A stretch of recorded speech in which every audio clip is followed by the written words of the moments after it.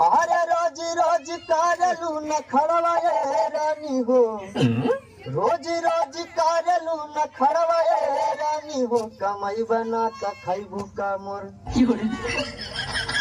ऐसे खड़वाए रानी हो,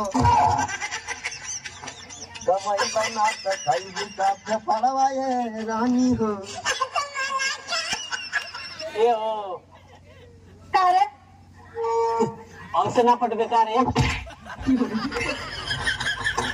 ना रे। ए सुन ढेर भाव खतर ना हो, हमो मर भाई मर, कहियो ना कहियो प्यार के डोज जरूर दे। हाँ तो भाग जा भोसड़ी वाला, ना तो कलमिया तेरी गणिया में डाल के तूर दे। प्यार कैलू हमरा से दूसरा से बियाह करबू करेजा, हमार तो जिंदगी बर्बाद कर डालू, अब क्या करे जिंदगी घर मरबू।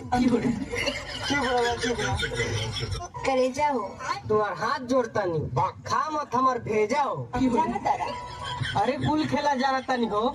बस एक बार शादी हो जाए आपसे, ओकरी बाद कसम से बोल रही हूँ। अरे तू बोलो ना। 1 महीने तक दरवाजा नहीं खोलने दूंगी। हवाऊ ना जाए तू कहा। तो सच बात बोलक रहा, तू बोला ना।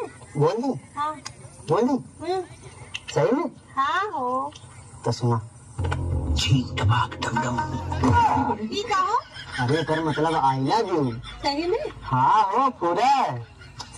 आई लव यू टू। बड़ा सुकून मिलल सुन के हो रहा।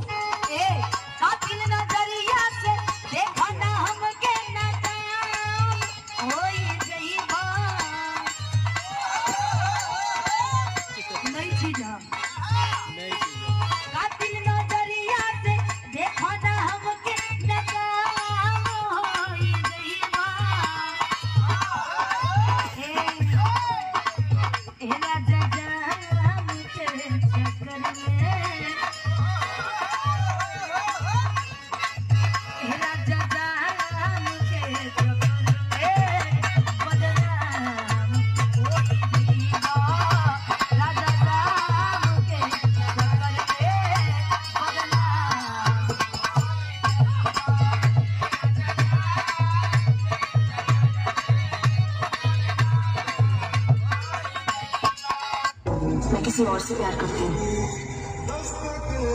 करो बच्चा पैदा कर, शादी कर, सुहाग रात मना, लेकिन राज नंबर लगा कर पर माई मत चोदा। पर माई चोद के हम छोड़ा, हम संतोष पागल नहीं। तू कहत रहे शादी हो जाए तो बाबू हम तुम्हें रोज देव, और अगर दूठू लड़के हो गए हमरा रुए रह गए, बदल गेल होए कर माई चोद बदल गेल। का हो जान सब तो मार धोखा दे देली सब। तू का कहतारू भाग लतिया गाड़ी देती रे।